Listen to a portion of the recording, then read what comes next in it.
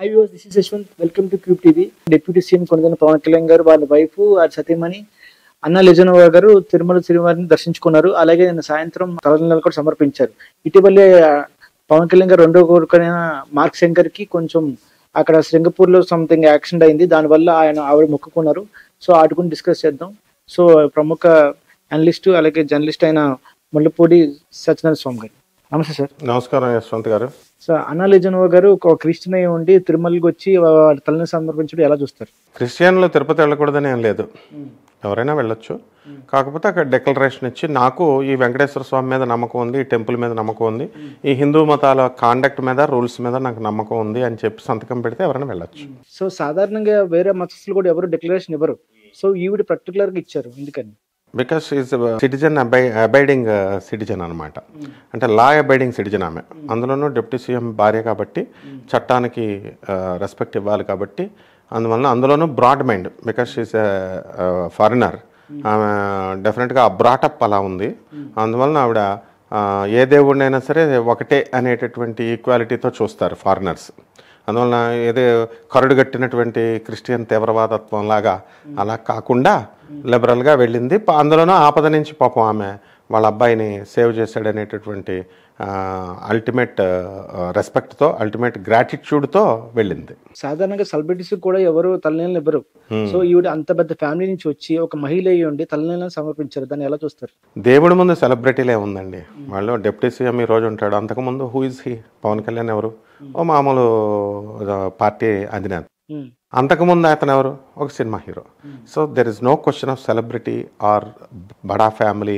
ఇలాంటి పెద్ద పెద్ద పదాలన్నీ కూడా దేవుడి ముందు ఉండవు. అందువలన ఆయన శ్రీనివాసుడు ఒక్కడే పెద్దవాడు. వీళ్ళంతా ఎవరు అంటే మామూలు. ఎప్పటికైనా మనం అందరం కూడా భగవంతుడి ముందు లొంగి ఉండాల్సిందే.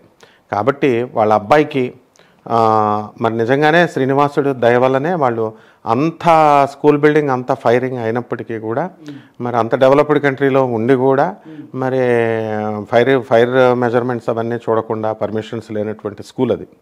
అలా ఉండి ఆ పిల్లడికి కొంచెం గాయాలు అవ్వడం, తర్వాత వాళ్ళు చాలా కంగారు పడడం, కొంచెం లేట్గా సంతానం కలగడం పవన్ కళ్యాణ్కి, ఇవన్నీ ఫ్యాక్టర్స్ వల్ల కొంచెం అల్లారు ముద్దుగా చూసుకున్నారు. అందువలన అది ఒక పెద్ద అచీవ్మెంట్గా ఉంటుంది. అందువల్ల తలనీలాలంటే అది కంపల్సరీ ఇస్తారు. అందువల్ల ఆమెకు రెస్పెక్ట్ స్వామి మీద వచ్చిందనమాట, ఆ నమ్మకం అది వచ్చింది. సో రష్యాలో పుట్టిపెట్టిన అన్నా లెజనోవా ఇక్కడికి వచ్చి స్వామివారికి తలనీళ్ళు ఇచ్చారంటే స్వామివారి కృప అనుకోవాలా? తప్పకుండా స్వామివారి కృప. ఏదైనా ఆమెకు తలనీలాలు ఇచ్చినా ఇవ్వకపోయినా కూడా స్వామివారి కృపే. ఆ అబ్బాయిని రక్షించడం వరకే ఆయన డ్యూటీ చేస్తాడు. అయితే ఆమె తలనీలాలు ఇస్తుందా లేకపోతే ఇవ్వకపోతుందా అన్నది పని లేదు. నెక్స్ట్ ఇంకోటి ఏంటంటే, మనకంటే కూడా రష్యన్స్ ఇప్పుడు కంట్రీస్లో ఇస్కాన్ ఏసీ ప్రభుపాదుల వారు పరమపూజ్య గురుదేవులైనటువంటి ఇస్కాన్ గురుదేవులు వెస్ట్లో పరమహంస యోగానందుల వారు, స్వామి వివేకానందుల వారు ఇలాంటి అందరూ కూడా ప్రచారం చేశారు. కాబట్టి హిందూ మతం గురించి ఎక్కువ ఇన్ఫ్లుయెన్స్ అయింది ఫారినర్సే అనమాట. రష్యన్స్ అందరూ, మోస్ట్ రష్యన్స్ అంతా కూడా కృష్ణుడు అంటే విపరీతమైన, ఇస్కాన్ అంటే విపరీతమైన ప్రేమతో, హిందూ మతం అంటే చాలా ప్రేమతో, గౌరవంతో వాళ్ళంతా కూడా ఇప్పుడు మన ఇస్కాన్లోనే ఉన్నారు. కాబట్టి ఆ భాగంలో విష్ణు భక్తి అనేటటువంటిది వెంటనే అట్రాక్ట్ చేసింది ఈమెకి, లెజనోవాకి. కాబట్టి తప్పకుండా ఆ తిరుమల వెంకటేశ్వర స్వామి వారి కృపే. అందులోనూ సర్వమత సమానత్వం. ఇప్పుడు మెయిన్గా ఏంటంటే సెలబ్రిటీ అని ఎక్కడ అనాలి? ఎలా అంటే అన్ని మతాలని కలిపి ఒకేలాగా చూసే గొప్పతనం ఉన్నప్పుడు తప్పకుండా దాన్ని సెలబ్రిటీ అనాలి. అంతేగాని మాదేదో పెద్ద గొప్ప ఫ్యామిలీ అందుకని స్వామివారి దగ్గరికి మేము ఇవ్వాలా ఇవ్వకూడదు ఏమి. ఇప్పుడు ఉన్నటువంటి డబ్బు ఉన్నటువంటి వాళ్ళందరూ కూడా మరి పదవి గండాలు అయిపోయి పదవులు ఊడిపోయిన వాళ్ళు బోడు మంది ఉన్నారు. అది పదవి ఉన్నా లేకపోయినా స్వామివారి కృప ఎప్పుడూ ఉంటుంది. స్వామివారిని సేవించుకోవడానికి వీళ్ళకి అవకాశం ఎప్పుడూ ఉంటుంది. కాబట్టి లెజనోవాది ఏంటంటే ఆమె mentality, she is a very good lady అని మనం విన్నాం.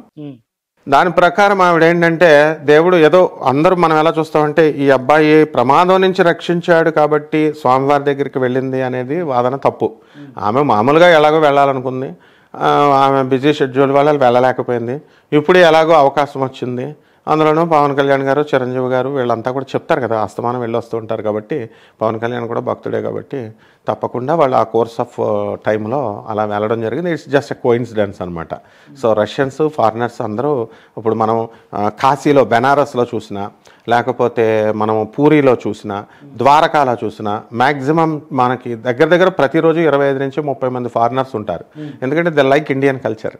అందువల్లనే మన ఇండియన్ కల్చర్ మనం కూడా తెలుగులో అంత బాగా మాట్లాడలేము. పదాలు వేదాలు నేర్చుకున్న వాళ్ళు మనకి ఇక్కడ ఉంటారు. ఇక్కడ ఈ యొక్క హుబ్లీ దగ్గర ఉన్నటువంటి మహాబలేశ్వర్ ఫారినర్స్ అంతా కూడా మహాబలేశ్వర్ దగ్గర కూడా మనకి వండడం అనేటటువంటి జరుగుతుంది. ఎక్కువ కనబడతారు వీళ్ళంతా కూడా. సో ఈ ఇండియన్ కల్చర్ అంటే వాళ్ళకి ఇష్టం. అక్కడ ఆ ఊరిలో మనకి ముద్దేశ్వర్ అని చెప్పేసి ఆ స్వామి అక్కడ వాళ్ళంతా కూడా ఫారినర్స్ వేదాలు కూడా నేర్చుకుంటున్నారు. అక్కడ నెలల తరబడి కూడా సంవత్సరాల తరబడి కూడా ఉన్నవాళ్ళు కూడా ఉన్నారనమాట. అందువల్ల డెఫినెట్గా వాళ్ళకి ఆ ఇండియన్ కల్చర్ మీద ప్రేమ, అనురాగం, తెలుగు నేర్చుకోవడం, సంస్కృతం నేర్చుకోవడం, ముఖ్యంగా సంస్కృతం నేర్చుకుంటున్నారు, వేదాలు నేర్చుకుంటున్నారు. కాబట్టి ఆ కోర్సులో భాగంగా రష్యా అయినా ఆమె వెళ్ళడం జరిగిందన్నమాట. సో పవన్ కళ్యాణ్ గారు పెళ్లి చేసుకున్న తర్వాత ఆవిడ దేవాలయాలకు రావడం, హిందుత్వాన్ని స్వీకరించడం అనేది జరిగింది. సో కానీ హిందుత్వాన్ని చూస్తే మన దేశంలో చాలా మంది చిన్న చూపు చూస్తారు. సో వాటిని మరి ఎలా చూస్తారు ఈ సంఘటన ద్వారా? వాళ్ళకు లెసన్ అవుతుందా? డెఫినెట్గా లెసన్ అవుతుంది. హిందుత్వం వీళ్ళు అంటే పెరటి చెట్టు వైద్యానికి పనికిరాదు అన్నట్టుగా మనకి హిందూ మతం అందరూ హిందూ డామినేటెడ్ సొసైటీ ఇది. కాబట్టి హిందువుల గౌరవం, హిందూ మతం గౌరవం మనకు తెలీదు. కాబట్టి వాళ్ళు ఎక్కడి నుంచో వచ్చిన వాళ్ళకి దాని విలువ అనేటటువంటిది తెలుస్తుంది. కాబట్టి ఇది నిజంగానే మార్పు. ఎలాగంటే ఆమె ఒక క్రిస్టియన్ అయ్యుండి పవన్ కళ్యాణ్ని పెళ్లి చేసుకున్న తర్వాత ఆమె చక్కగా మారిపోవడము, భర్త హస్బెండ్ ఏదైతే అది ఆ రిలీజియన్లోకి, ఇక్కడ సెక్యులర్ కంట్రీ కాబట్టి తనకు కావాల్సినటువంటి భర్త చెప్పినటువంటి హిందూ మతంలోకి డెలిబరేట్గా తనంతకు తనే వాలంటీర్గా వచ్చింది.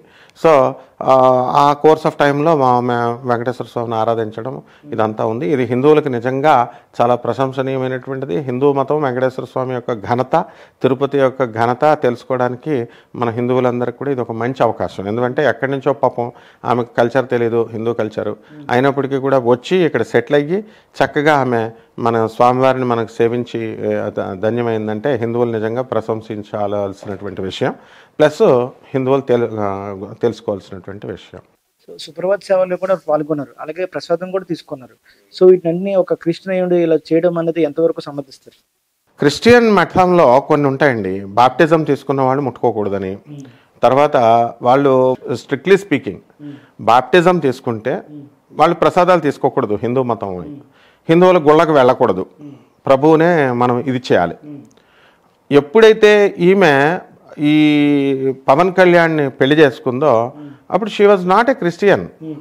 ఇప్పుడు ఆమె ఆటోమేటిక్గా హిందూ మతాన్ని అడాప్ట్ చేసుకుంది ఆమె. ఇంకా మనం అప్పుడు రష్యన్ కాబట్టి అక్కడ ఆమె క్రిస్టియన్ అనే భావనలో మనం ఉన్నాం. She had become Hindu.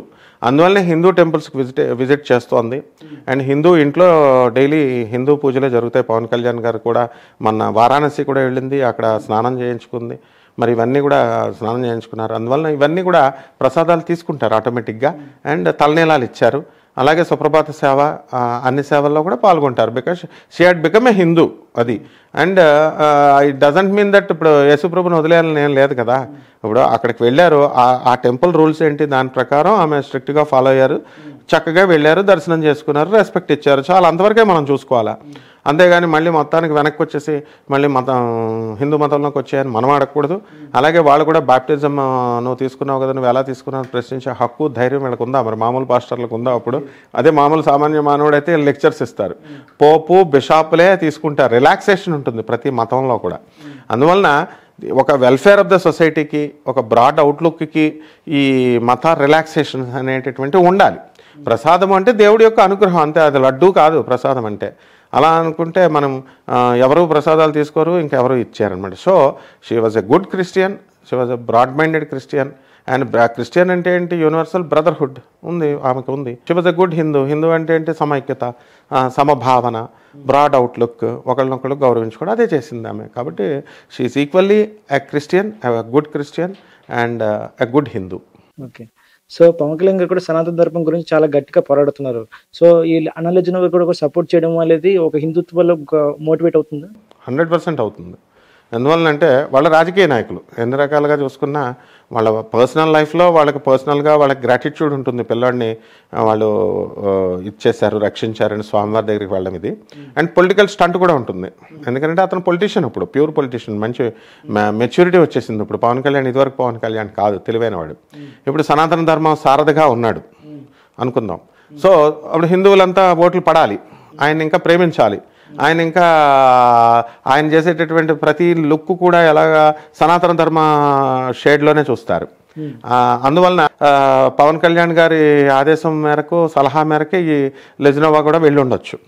కాబట్టి హిందువులకి డెఫినెట్గా ఇది సంతోషకరమైన విషయము అండ్ మోటివేట్ అవుతారు కూడా. ఎందువలనంటే ఆమె కృష్ణ అయ్యుండి తిరుపతి వెళ్ళింది, మళ్ళీ చక్కగా మనకి ఆ స్వామివారి ప్రసాదం తీసుకుంది, తల్లాలు ఇచ్చింది, సుప్రభాత్ సేవలోకి వెళ్ళింది అని అనగానే హిందువుల ఓట్లన్నీ ఆటోమేటిక్ పవన్ కళ్యాణ్ వైపు పడతాయి.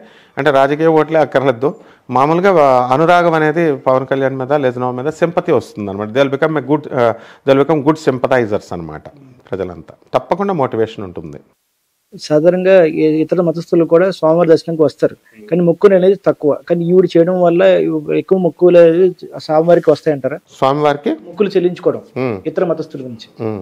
ఇతర మతస్థులు చెల్లించుకునే వాళ్ళు కూడా ఉన్నారు. సాక్షాత్తు బీబీ నాంచార్ అమ్మే మనకి ముస్లిం అయ్యుండి కూడా ఆమె స్వామివారిని సేవించింది, స్వామివారు అనుగ్రహించారు కూడా. స్వామివారి మహాభక్తురాల్లాగా ఆవిడ్ని తర్వాత ఆమె దగ్గర చేర్చుకున్నారు కూడా. కాబట్టి ఇప్పుడు కూడా దూదేకులు ముస్లిమ్స్ అని ఉంటారు. ఆల్రెడీ మామూలు ముస్లిమ్స్ కూడా చాలామంది వాళ్ళు వస్తారు, బీబీ నాంచార్ అమ్మ సాంప్రదాయానికి చెందినటువంటి వాళ్ళు. అండ్ ఈ యొక్క ఇతర మతస్థులు, క్రిస్టియన్స్, ఫారినర్స్ కూడా వాళ్ళు Balaji is an international figure. ఆయన కలియుగ దేవుడు అండ్ 8th వండర్ మాన్యుమెంట్, 7 వండర్స్లో ఒకటి కాకపోయినా 8th వండర్ అనమాట. సో విజిటింగ్ ప్లేస్, అందువలన ఆటోమేటిక్గా అట్రాక్ట్ అవుతారు. ఆ తిరుపతి కొండలు, ఆ సౌందర్యము, ఆ హెర్బ్స్ అదంతా చూడడం, ప్రకృతి ఆరాధన వీళ్ళకి చాలా ఇష్టం. కాబట్టి తప్పకుండా అన్ని మతస్థులు, మనకి తెలియదు అంతే. తిరుపతిలో క్రిస్టియన్స్ వస్తూ ఉంటారు, డిక్లరేషన్ ఇచ్చుకుంటారు, వెళ్తారు. కొంతమంది డిక్లరేషన్ లేకుండా కూడా దర్శనాలు చేసుకుంటారు, వెళ్తారు. అయితే మీరు అన్నట్టు ఈమె సెలబ్రిటీ కాబట్టి ఈమె అందరి కళ్ళల్లో పడుతుంది. అందరి కళ్ళల్లో పడినప్పుడు మరి రూల్స్ ప్రకారం వెళ్ళాలి కదా. అందువల్ల ఆ రూల్స్ ప్రకారం వెళ్ళారు, గుండె గీపించుకున్నారు, ఇవన్నీ కూడా తలనీలాలు ఇవన్నీ సమర్పించారు. And it's a good thing అనమాట. సో స్వామివారు డెఫినెట్గా ఇతర మతస్థులు కూడా అరే మనం కూడా వెళ్ళొచ్చు అనేటటువంటి విధంగా మోటివేట్ అవుతారు. అండ్ అది గుడ్ సింబల్ కూడా. అంతే, అన్ని మతాల సమైక్యతకి అది మంచి సింబల్. సనాతన ధర్మం అంటే అదే, అన్ని మతాలు సముద్రం. సనాతన ధర్మం అంటే సముద్రం. ఈ క్రిస్టియానిటీ ఒక పిల్లకాలువ, ముస్లిమాన్ మతము, గురునానక్, ఇవన్నీ ఒక్కొక్క నదులు అనుకోండి. పోనీ పిల్లకాలువాలంటే వాళ్ళ కోపం వస్తుంది. మామూలు అన్ని నదులు కలిసి మహాసముద్రంలో కలుస్తాయి. సనాతన ధర్మం అంటే యూనివర్సల్ బ్రదర్హుడ్. అందువలన అందరూ మంచిగా ఉండాలా, బ్రాడ్ అవుట్లుక్తో ఉండాలా, ఒకళ్ళొకళ్ళు పరస్పరం హెల్ప్ చేసుకోవాలా. ఇదే ఎవరి పనులు వాళ్ళు చేసుకుంటూ దేశ ప్రగతికి ఉపయోగపడాలా, మానవ ప్రగతికి ఉపయోగపడాలా, మనల్ని ఉద్ధరించుకుంటూ దేశాన్ని, అందరి ఆత్మల్ని ఉద్ధరించాలి. ఇదే సనాతన ధర్మం. దాన్ని గట్టిగా నమ్మినటువంటి వాడు పవన్ కళ్యాణ్, అంతకంటే గట్టిగా నమ్మింది లెజినోవా. కాబట్టి ఆమె చక్కగా వెళ్ళింది. ఆమె స్వతంత్ర డెసిషన్స్. ఇప్పుడు ఫారినర్స్ ఎవరి వల్ల ఇన్ఫ్లుయెన్స్ కారు.